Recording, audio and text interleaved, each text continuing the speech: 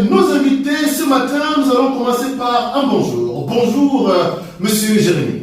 Bonjour Franck. Alors, comment vous portez-vous aujourd'hui? Ça va très bien. Et le voyage pour Paris, a-t-il été, parce qu'on sait que vous êtes parti effectivement de Paris, pour venir prendre le contact avec la base. Alors, comment s'est passé le voyage? Oui, ça s'est très bien passé.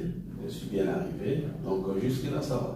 Jusque-là, ça va. À côté de monsieur Jérémy Moya, je vous rappelais ici que monsieur Jérémy Moya est le président de l'association Mirror of Change. À côté de lui, on a un autre invité, il s'appelle Samuel King Manon.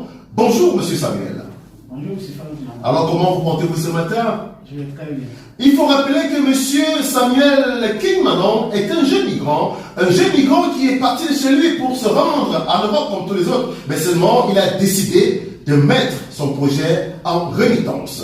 Nous allons longuement partager avec ces deux profils qui sont plutôt complémentaires. Vous allez comprendre pourquoi tout au long de l'émission. À côté, on va demander à un jeune qui est parti de chez lui avec le projet de se rendre en Europe, ce qu'il pense de ce que le président de Mirror of Change est en train de dire comme ça en direct sur le plateau. Alors, monsieur Samuel King,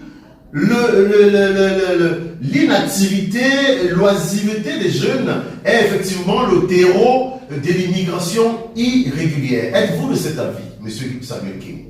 Les jeunes qui sortent à l'aventure étaient vraiment occupés dans leur pays. Si vraiment ils avaient quelque chose à faire comme travail, je ne pense pas qu'ils allaient vraiment se permettre à venir se jeter dans la mer.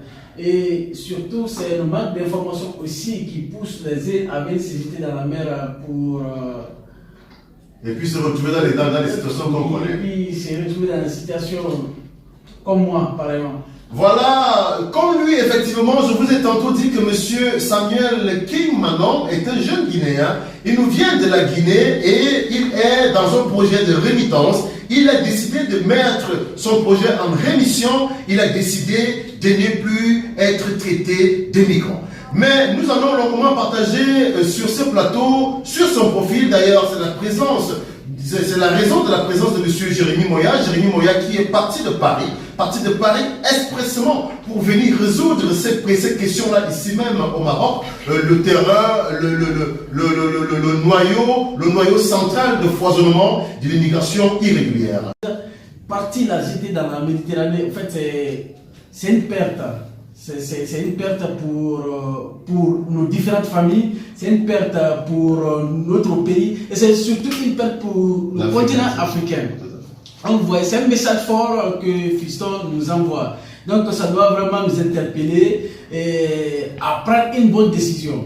Une bonne décision, c'est quoi? En fait, il faut vraiment qu'on s'asseye, on analyse ce que c'est que la vie. Parce que si tu sais que la vie elle est précieuse, tu ne vas pas te permettre pour aller la jeter dans la mer. Tout à fait. Parce qu'une fois que tu prends ton temps pour aller vraiment passer même une semaine ou 2 semaines au bord de la mer, dans la forêt, au bord de la Méditerranée, tu n'as rien à manger. La souffrance, la fraîcheur qu'il y a là-bas, c'est n'importe quoi.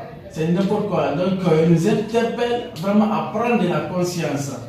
On va chercher les moyens pour l'accompagner à réaliser ce projet, mais aussi du fait qu'il est influent dans sa communauté, du fait qu'il y a beaucoup de jeunes qui le suivent sur les réseaux sociaux, je le dis, il va nous servir, il va travailler avec nous pour sensibiliser d'autres jeunes sur les trafics illicites des migrants. C'est ça.